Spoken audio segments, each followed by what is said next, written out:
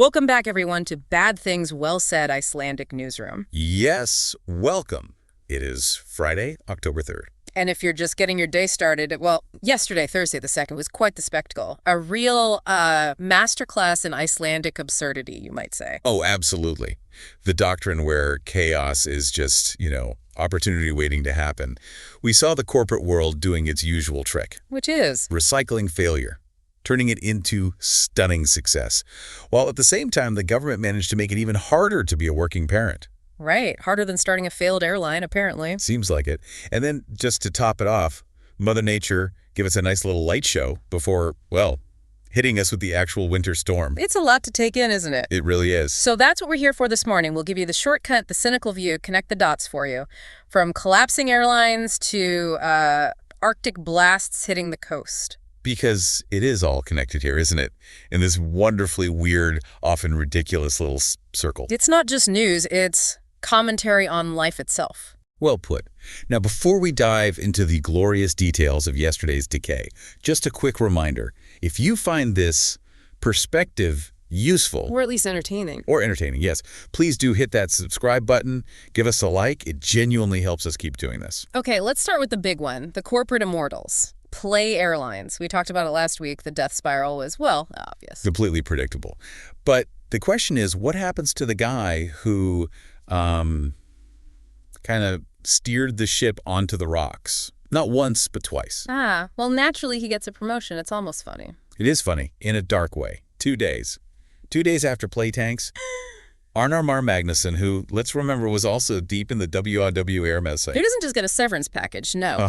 He gets catapulted straight into the executive suite at Icelandair. As VP of Flight Operations, no less. And the announcement from Icelandair's CEO, Bogi Nils Bogason, it's priceless, praising Magnusson's, quote, extensive experience and his focus on strict cost control. Strict cost control. I mean, It's beautiful corporate poetry, isn't it? We're talking about someone who oversaw 2 massive, very public failures. And he's the poster boy for financial discipline. It's like hiring the captain of the Titanic. Exactly. To consult on iceberg avoidance because, hey, he saved on heating fuel for the lower decks. But why? Why does this keep happening here? Failure seems to be a prerequisite for promotion in certain circles. Well, it's the small pond syndrome, isn't it? Right. Our market is tiny. The pool of executives who, speak the lingo, went to the right schools, buy into the whole cost-cutting ideology. It's small. So failing upwards proves you're tough enough. Part of the club. It validates the ideology. The outcome doesn't matter as much as sticking to the script. Cut costs, even if the whole thing burns down. Meanwhile, for the actual employees, it's a different story. 400 people, out of work, just like that. Yeah, and you had the former COO, Halldór Guffinson, pop up briefly before, poof, gone with his golden parachute. But for the rank and file, instant financial stress. Although, fair play to Sim and Nova, the Telecom companies. They did step in offering payment deferrals for the play staff until the new year. That's something, at least. A bit of corporate humanity. Contrasting sharply with the airlines themselves when it came to stranded passengers. The Transport Authority asked for rescue fares, right? My God. Crickets. Absolute silence. Zero sentiment, zero responsibility. It just shows you who carries the risk. Never the executives, always the traveler and the employee on the ground floor. Precisely. Okay, let's shift from those man-made tremors to the actual geological ones. Yes. The ground decided to join the party.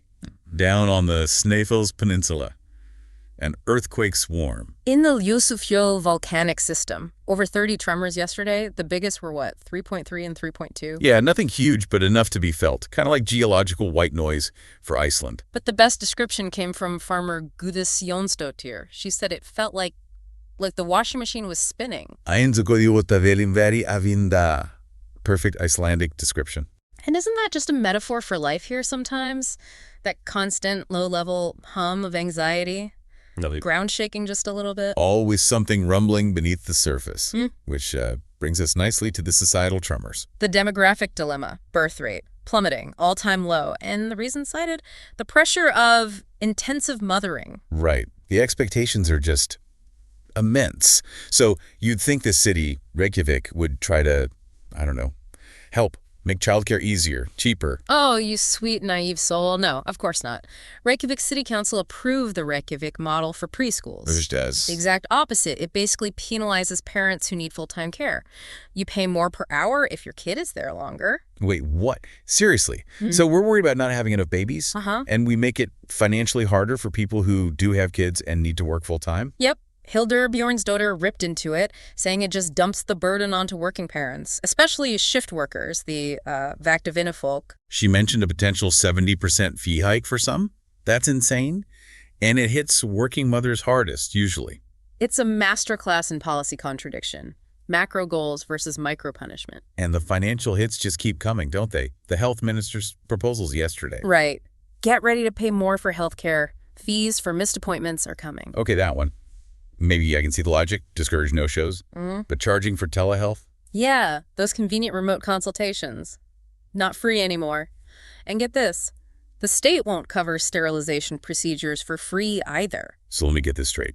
It costs more to work if you have kids, it costs more to stay healthy, and it'll cost you if you decide not to have more kids via sterilization. Basically, yes. The only thing free is the anxiety, apparently. Wonderful.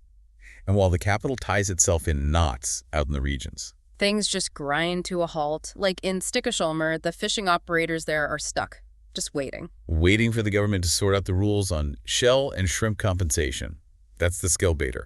It's tied to their quotas, their veiðiheimildir. Their livelihoods are literally hanging on bureaucratic delays. Classic. It really is. Okay, let's broaden the view.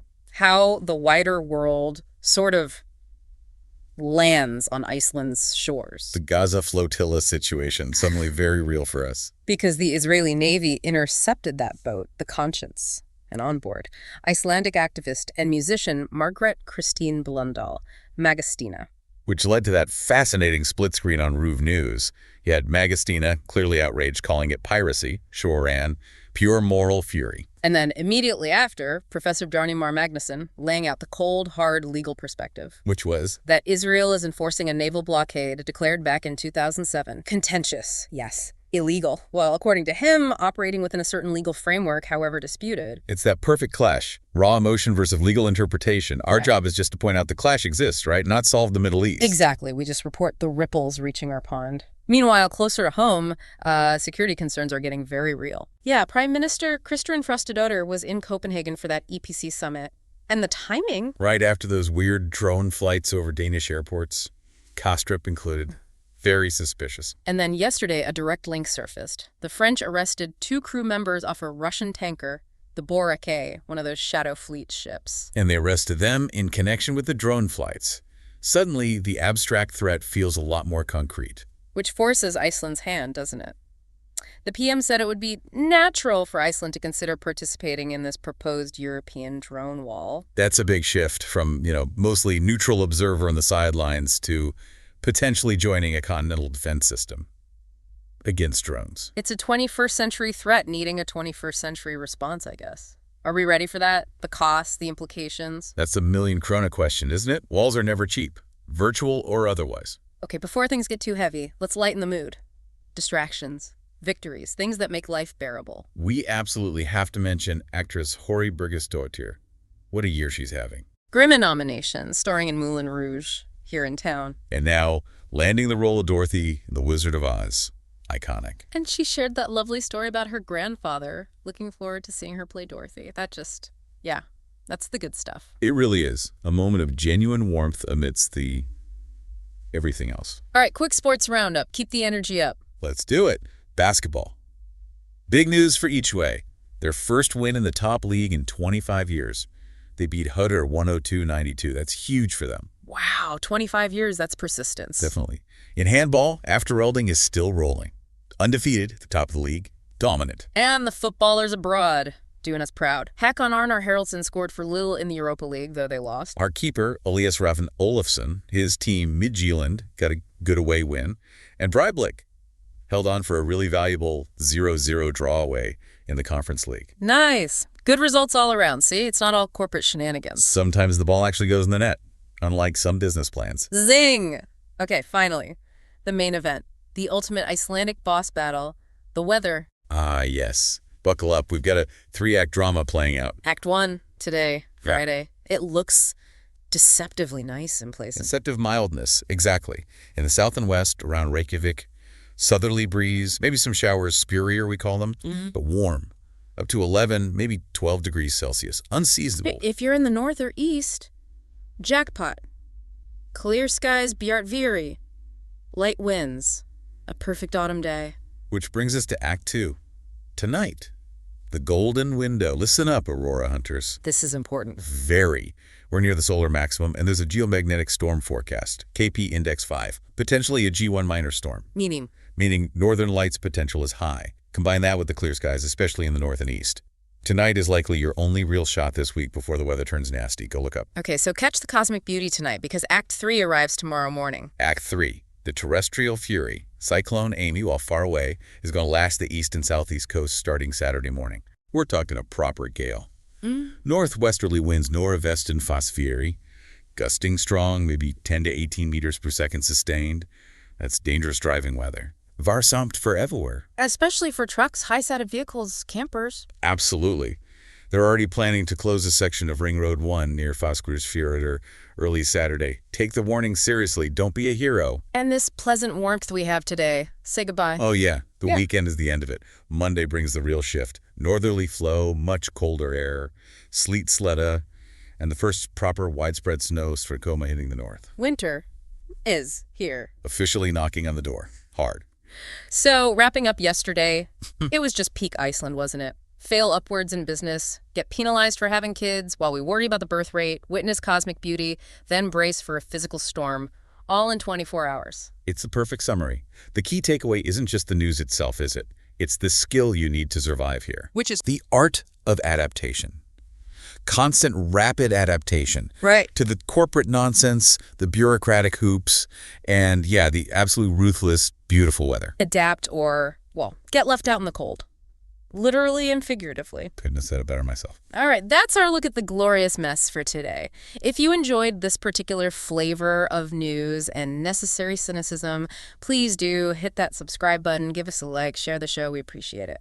We are Bad Things Well Said Icelandic Newsroom. We'll be back to sift through whatever fresh absurdity waits us next time. Until then, maybe look up tonight, if you're in the right spot. Good luck. Disclaimer. The voices in this podcast were generated by AI.